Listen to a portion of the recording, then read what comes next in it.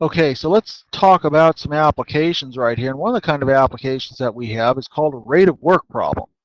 What are rate of work problems? Rate of work problems are problems in which we are looking at portions of a task completed. And here's the model that you should really be concentrating on. It says that if you take the rate of work times the time worked, you get some part of a task completed. So that for each person or machine, we're going to write some numerical expression for the rate of work and the part of that task completed. A table, yes, that's right, a table is very helpful for doing this kind of work. And so we'll use our table in order to help us solve a problem. Let's try one right now. One printer can print paychecks for the employees of a company in 60 minutes. So we've got a second printer that can print checks in 90 minutes. Our question is, how long will it take to print the checks with both printers operating? Well, sort of an interesting question, but we should take the time to take a quick look at that.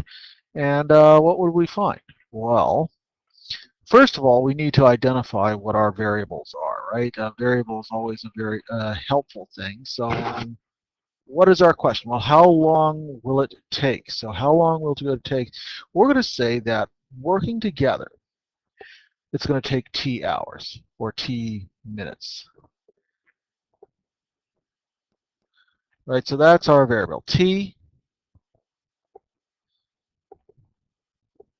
minutes is the time it takes for them to get together.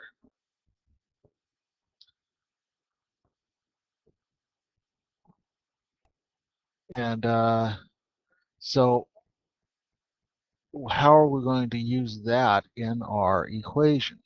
Well, let's see. Rate of work. Well, this time our machine is our printer, right? And when we look at a rate, we're just saying, well, what part of the task is completed? Well, we know that for, let's call our first printer right here, it takes 60 minutes to complete the job of printing out all the checks. So what's its rate of work? Well, in 1 minute, 1/60th of all of the checks are completed, right? So this is our rate of work, 1/60th of the job per minute, right? Kind of should make sense to you. Boy, that's a really bad way to spell per minute. Let's try that again, minute, right? How about the other printer? Well, yeah, that's 1/90. 1/90 per minute. 1/90th of the job. So how much time has been worked? Well, whatever time has been worked, it's the same for both, right? If they're working together, they're going to complete that task. And in this case, it's t minutes to complete the task together. So our model, if you recall, was that the rate of work times the time work equals the part of the task completed. So the part completed by the first machine, by the first printer, would be t/60, t times 1/60, and the other one would be t/90. So our task, one task, in this case, is printing all the checks.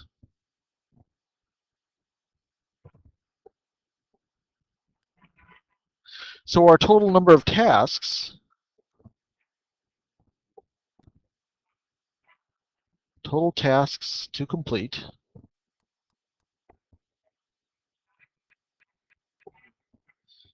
in this case is 1, right? The task is printing all the payroll checks. So what we're going to do is we're going to say that we take the sum of the parts to get the whole, which again should make sense. If I take t/60 plus t/90, I'm going to get one whole roll of checks completed. All right. Well, if it's a fractional equation, like any other fractional equation, we should identify our least common denominator. What is it? Well, 60 and 90 are both divisible into 180, right? That's the smallest number, that 6 and 9 are divisible into both. So we're going to say 180 multiplied by the left-hand side will be equal to 180 times everything on the right-hand side. So that's going to be 180 times t over 60, that is 3t, plus 180 over t over 90, that's going to be 2t, would equal 180. So if we add those together, we get 5t equals 180. And so if we divide by 5 on both sides, we find that t is equal to 36. So what does this mean for us? Well, our answer is how long it will take for both printers working together to print the check. 36 minutes. And we're done. One more application after this.